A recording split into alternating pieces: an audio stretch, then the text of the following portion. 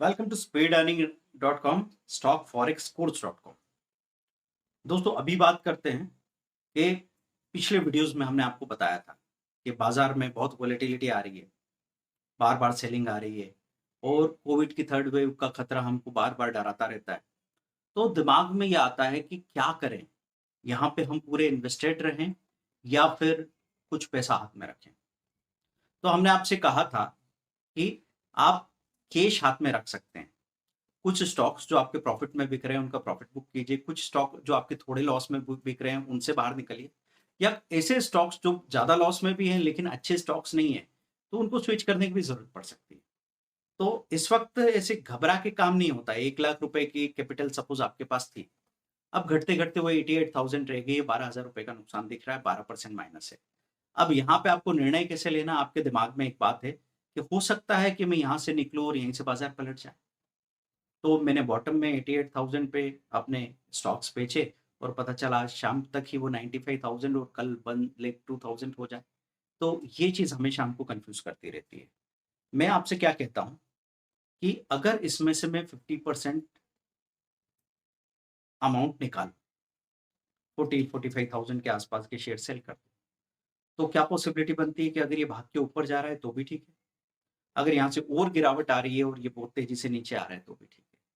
आपको निर्णय कहीं न कहीं लेने की ज़रूरत पड़ती है और मैंने आपसे कहा था कि परसेंटेज में सोचना शुरू कीजिए, कि 12% का नुकसान हो गया है, वैसे तो नहीं होना चाहिए था। जैसे हम आपसे कहते हैं कि जब बाज़ार अच्छा होता है, जब चीज़ें बढ़ रही होती है, तब बढ़ते-बढ़ते में ही प्रॉफ़िट बुक करना शुरू कर दीजिए। क्योंकि जब वो पलटेगा तो आपको मौका नहीं देगा। मतलब जब इंस्टीट्यूशन बेचेंगे, फॉरेन इंस्टीट्यूशनल इन्वेस्टर एफआईआई या म्यूचुअल फंड्स बेचेंगे या डीआईआई बेचेंगे, तब वो इतनी बड़ी क्वांटिटी बेचेंगे, इतना बड़ा सेलिंग आएगा कि आपको मौका ही नहीं मिलेगा। तो अब देखिए कि इंडिया बुल रियल एस्टेट जैसा शेयर था, अब वो 125, 130, 135 से भागा, तो सीधा 176 तक चला गया। वहाँ पे बेचना चाहिए था, लेकिन आपने नहीं बेचा। अब 176 देख लिया एक बार, तो 170 में बेचते वक़्त क्या लगता है कि थोड़ा-सा और ऊपर चला जाए, 73, 74 बेच देंगे। फिर वो 70 से एकदम 62 हो जाता है, तब भी हमारा मन नहीं मानता। रस्सी जल जाती पर बल नहीं जाते। तो जब वो 60 हो जाता है तो हम सोचते हैं 66, 65 तक भी बिक जाए तो ठीक रहेगा। अब तो थोड़ा ऊपर आएगा, अब तो गिरावट हो चुकी है, अब तो पलटना चाहिए इसको। और हुआ क्या दोस्तों? 130 तक आ गया। 176 से 130 तक आ गया। अब ये तो मैं उन लोगों की बात कर रहा हूँ जिसने नीचे खरीदा था, ऊपर बेच नहीं पाए, प्रॉफिट बुक नहीं कर पाए, लेकिन बहुत सारे ऐसे लोग होंगे जो 170, 70, 176 के बीच में खरीद लिए होंगे। क्यों खरीद लिए होंगे? क्योंकि उन्होंने 130, 140 पे सोचा होगा ले लूं क्या? ऊपर जब चढ़ रहा था तो ले लूं क्या? डर लगता था कि नहीं यार, ये तो पहले अभी 90 रुपए का था, अब देखो 140 हो गया तो ये तो बहुत महंगा हो गया है। वो डर रहे थे। फिर 150, 155 हो गया, अरे यार ले लेना चाहिए था। फिर कहीं नीचे आया 150 तक तो सोचा कि थोड़ा और नीचे आ जाए तो ले लेंगे, फिर वो तो 170, 175 हो गया। अब वहाँ पे एकदम से ऐसा लगा कि ट्रेन छूट रही है यार, ये तो शताब्दी एक्सप्रेस में हम बैठ नहीं पा रहे हैं। फिर आपने जाके क्या किया है, टेक्निकल एनालिसिस के नाम पे चार्ट खोल के देखा और चार्ट खोल के हमारे दिमाग में एक बार ये बात बैठ जाए कि इसको लेने का मन है, तो हम वही देखते हैं जो हम देखना चाहते हैं। इसको बोलते हैं आउटकम बायस। आउटकम बायस मतलब आपको आईबी रियल एस्टेट लेने का मन हो गया, ललचा गए हैं आप। अब 175, 76 पे आप क्या देख रहे हैं पता है? यार ये तो कभी 800 रुपीज का था, 1000 रुपीज का था, अभी तो 176 ही हुआ है, अभी कौन सा महंगा है? आपने उठा लिया और आपने ये भी नहीं सोचा कि जाएगा ये 500 तक, जाएगा ये 1000 तक, लेकिन अभी जाएगा। अगर अभी पीछे बॉटम से 50% या 40% अपसाइड आया है, तो कम से कम 15-20% नीचे जाने के चांसेस तो बनते हैं ना। तो ये जो जल्दबाजी है और ये पूरा आपको मैंने गेम समझाया कि दिमाग किस तरीके से गड़बड़ कर रहा है। जब नहीं डरना चाहिए था तब बहुत डर रहा था, जब डरना चाहिए था बिल्कुल नहीं डर रहा। मैं इस बात से राजी हूँ कि डर लगता है। मैं इस बात से राजी हूँ कि भई नीचे से जब भाग गया ऊपर तो आपका मन नहीं किया खरीदने का, लेकिन करना क्या चाहिए था? अगर आप 1000 शेयर खरीदने का पैसा लेके बैठे थे, 300 खरीद लेते, ताकि नीचे आएगा तब 200 और ले लेंगे। लेकिन अगर वो भागता वहां से 140, 145 से और 170 जाता, तब आपको ये पूरी रैली मिस होने का बुरा अनुभव, वो पेन नहीं होता, वो पेन ही हमसे उल्टे सीधे काम कराता है। अब दोस्तों 170 175 के आसपास जिसने ले लिया, उसको 1-2 दिन भी ये मौका नहीं मिला होगा कि वो बराबरी में या प्रॉफिट में उस शेयर को देख पाए। वो तेजी से अगले 2 दिनों में 165 के नीचे आ गया होगा, तब से आदमी इंतजार कर रहा है। तो हर दिन धंसता जा रहा है। 160, 155, 145 और आखिरी में 130। पता भी नहीं लगा होगा कि 176 से 130 तक की यात्रा कर ली हमने। 46 रुपए नीचे आ गया, 40 रुपए नीचे आ गया शेयर, 30% का नुकसान। तो इस घटना से सीखना है दोस्तों। आपको ध्यान क्या रखना है कि कंट्रोल कैसे आता है। मैं बहुत सिंपल लॉजिक आपको समझाता हूं कि अगर कोई नाव में 10 लोग बैठे हैं और नाव डगमगाने लगे, ऐसा लगे कि डूबने वाली है, तो आप उसमें और लोग बिठाएंगे या कुछ लोगों को खाली करेंगे? तो आपको करना क्या होगा, कुछ लोगों को हो सके तो दूसरे नाव में ट्रांसफर करो, कुछ लोग जो तैरना जानते हैं उनको खाली करो, या कम से कम अपने वेट को बैलेंस करो। तो हम हड़बड़ी में गड़बड़ी कर देते हैं। कई बार हमको ऐसा लगता है कि अरे नहीं नहीं, नुकसान आ रहा है, जल्दी कवर करना है, और नुकसान में धीरे धीरे धीरे धीरे हम उल्टा रिएक्शन कर सकते हैं। इसलिए मैं आपसे कह रहा हूँ कि अब की बार ध्यान रखना, बाजार जब जब ऊपर चलेगा तो आप जिन स्टॉक्स में भी रैली आ रही है, धीरे धीरे उनसे निकलते जाए। मैं आपको यहाँ पे ये भी कहूंगा कि 1 लाख रुपए के शेयर आपने खरीद रखे थे, उसमें से आधे शेयर प्लस दिख रहे थे। 40,000 के शेयर थे जो थोड़े 44 45 दिख रहे थे, और 50,000 के शेयर थे जो 38,000 दिख रहे थे। तो जो प्रॉफिट में बिक रहे थे उनको बेच लीजिए, ताकि इनका पैसा जब फ्री हो जाएगा तो बाकी को हम संभाल पाएंगे। तो कैश आपके हाथ में होना चाहिए, और ये कहा था मैंने आपसे कि इस समय ऐसा कैश 50% अपने हाथ में रखिए जिसको आप 325 पीएम जैसी स्ट्रेटेजी में लगा सकें। मतलब अब बाजार का भरोसा नहीं, यहाँ से वो एकदम तेजी से कहीं भी नीचे जा सकता है। अब नीचे जाएगा तो कितना जाएगा, इस चीज को भुला देता है बाजार। क्योंकि आपने इंडिया बुल रियल एस्टेट या आईसीआईसीआई बैंक या जो भी शेयर देखे थे, उनकी हालत ऐसी थी कि हर तीसरे चौथे दिन वो ऊपर आ जाते थे। क्योंकि मिड एंड स्मॉल कैप की ऐसी रैली चल रही थी कि आप जो भी निर्णय लो, एक हफ्ते में वो सही साबित होता था, हर चीज ऊपर बिकती थी। अब ये थोड़ा बहुत 5-10% नीचे जाते थे और फिर एकदम ऊपर आ जाते थे। पहली बार आपने ऐसा देखा है कि वो 30-30% नीचे आ गए। इसलिए मैं कहता हूँ हर 4 महीने में एक लॉन्ग करेक्शन आता है। 4-5 महीने में उस लॉन्ग करेक्शन को आना ही है, और बुल मार्केट में तो ये बहुत तेजी से आता है। तो सबसे ज्यादा लोग नुकसान करते हैं बुल मार्केट में, जब उनको ये लगता है कि तेजी है तेजी है तेजी है, और मार्केट भी जाल फैला के उस तेजी का ढिंडोरा पीटता है।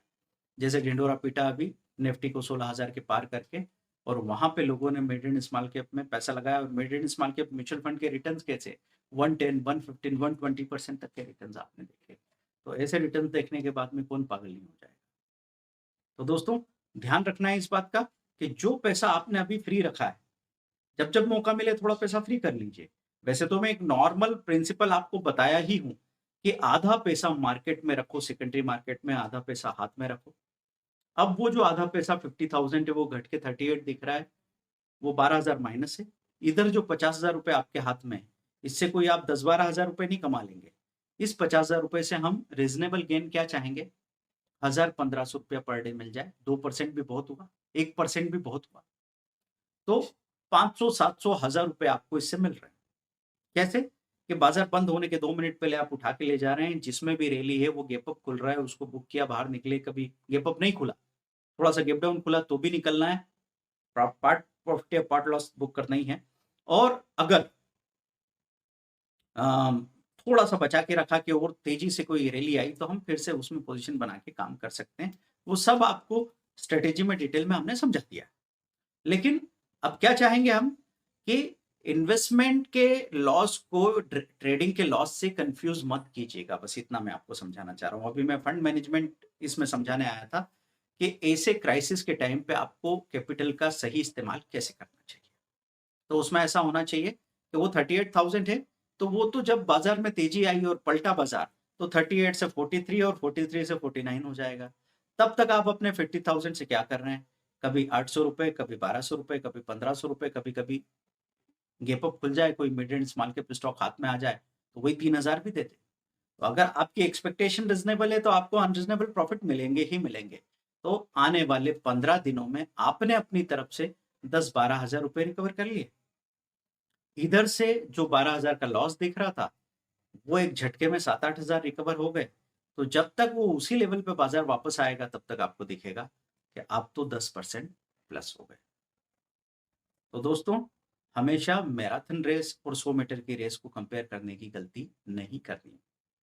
लोग यही गलती करते हैं।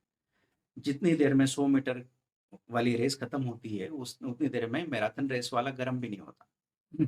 तो इन्वेस्टमेंट के गेन लॉस को इधर इंट्राडे के गेन लॉस से कंपेयर करके, क्योंकि अब छोटे-छोटे लोग हैं, घबराए और डरे हुए लोग हैं, उनको ऐसा लगता है कि बाज़ार बस अभी बंद होने वाला, महीने 6 महीने में ये चला जाएगा, सर कहीं चले जाएँगे, हमारा पता नहीं डीमैट ट्रेडिंग अकाउंट कहीं चला जाएगा। तो ऐसे घबराओ मत। आप अगर आपको नुकसान हो गया, 50,000 के 38,000 रह गए, नुकसान है आपको, 24% का नुकसान है। तो क्या करोगे? आप यहाँ पे लॉस बुक करके, सारा लॉस बुक करके बाहर भाग गए। अब ये 38,000 रुपए आप एफडी कर दो। 3 साल लग जाएँगे आपको 24% कमाते-कमाते, बल्कि 4 साल। तो जब 4 साल का ही पेशेंस है तो 4 साल सो जाओ ना इसको रख के। कैसे भी शेयर हो आपके पास। मतलब ये कहूँगा कि अगर आप हमारी बात सुन रहे हैं, तो मुझे इस बात का तो यकीन है कि कचरा उठा के तो नहीं रखा होगा। कम से कम मैंने ऐसे 25 वीडियो बना के रखे हैं जिसमें से आप स्ट्रॉन्ग स्टॉक ढूँढना सीख चुके हैं। फंडामेंटली जो स्टॉक अच्छे हैं, जिनको म्यूचुअल फंड एफआईआई बाय करते हैं, जिनका चार्ट सही है, ऐसे निफ्टी 100, 200, 500 के स्टॉक्स को आप उठाते हैं। तो मैं ये मानता हूँ कि जो भी स्टॉक अगर आपने हमारे वीडियोज़ देखे हैं, तो अभी एक बार ये चेक कर लो चलो कि कहीं और से आपने राय लेके कोई भी हेरा-गेरा स्टॉक या पेनी स्टॉक उठा लिया है और वो नीचे आ गया है। ₹10 का स्टॉक ₹6 दिख रहा होगा। उस वक़्त अभी बाज़ार गिरा हुआ है। तो ₹10 का कोई अच्छा स्टॉक भी ₹7 पे आया हुआ है। तो ₹6 में उसको बेच के ₹7 वाले में स्विच कर लीजिए। बस इतना ही आपको काम करना है। आपको चेक क्या करना है? एक ही सवाल असली है, ये जो स्टॉक मैंने ले रखा है, ये जो कंपनी में मैंने पार्टनरशिप कर रखी है, हिस्सेदारी कर रखी है, ये क्या इस लायक है कि मैं इस पे 1 साल, 2 साल, 5 साल का भरोसा करूँ? अगर वो कंपनी डूबने वाली नहीं है और उस कंपनी में कहीं भी इंस्टीट्यूशन ने इंटरेस्ट दिखा रखा है और अगर वो ए ग्रुप की कंपनी है, तो फिर घबराने की ज़रूरत ही नहीं है दोस्तों। आज नहीं, कल नहीं, 3 महीने के अंदर आपके भाव आने ही वाले हैं, पर डेढ़ महीने तक वो हिलेगा भी नहीं, रेंज बाउंड रहेगा, तब आप कन्फ्यूज़ मत हो जाना। ठीक है दोस्तों? ऐसे में अगर आपको ऐसा लगता है कि नहीं, कोई दूसरा स्टॉक मुझे पसंद आ गया और उसकी रैली भी समझ में आ रही है और मेरा पैसा यहाँ फँसा पड़ा है, तो उसका रास्ता ये है कि 50% आपने उसमें से अमाउंट निकाला, स्विच किया और जो स्टॉक में आपको लग रहा है कन्विक्शन, उसमें आपने 1-2 दिन के लिए ट्रेड किया, तब तक ये स्टॉक वहीं के वहीं वापस मिल रहा है, तब तक आप उसमें 5% कमा के आ गए। ऐसा अगर हैंडल कर सकें, तो ये कलाकारी आपको करनी है, अदरवाइज़ मैं तो कहूँगा कि रहने दो। क्योंकि शुरू-शुरू में आप देखते रहेंगे, चीज़ें होती रहेगी, आप देखते रहेंगे, चीज़ें होती रहेगी, पर धीरे-धीरे आपको चीज़ें समझ में आने लगी। धीरे-धीरे आपको यकीन हो जाएगा कि बाज़ार काम कैसे करता है और जब ये समझ आती है, उसके बाद ही बात बनती है। तो दोस्तों, आज के इस वीडियो में हमने क्या बात की कि जितना भी कैपिटल आपके पास है, आप लॉस में हैं, तो भी कैसे हैंडल करना है, प्रॉफ़िट में हैं, तो भी कैसे हैंडल करना है और बुरे स्टॉक आपके पास हैं, तो उनको धीरे-धीरे स्विच करके अच्छे स्टॉक लेना है। लेकिन घबरा के उल्टे-सीधे काम नहीं करना है, आपको इंट्राडे से अपने इन्वेस्टमेंट के प्रॉफिट लॉस को कंपेयर नहीं करना है। क्योंकि बात हम इन्वेस्टर की तरफ कहानियाँ पढ़-पढ़ के आ जाते हैं। वॉरेन बफे साहब की कहानी पढ़ ली, झुनझुनवाला साहब की कहानी पढ़ ली, जब तक बाज़ार बढ़ रहा था, तो हमको उनकी बातें बहुत अच्छी लग रही थी और हम चाह रहे थे हम अब ऐसे ही करेंगे।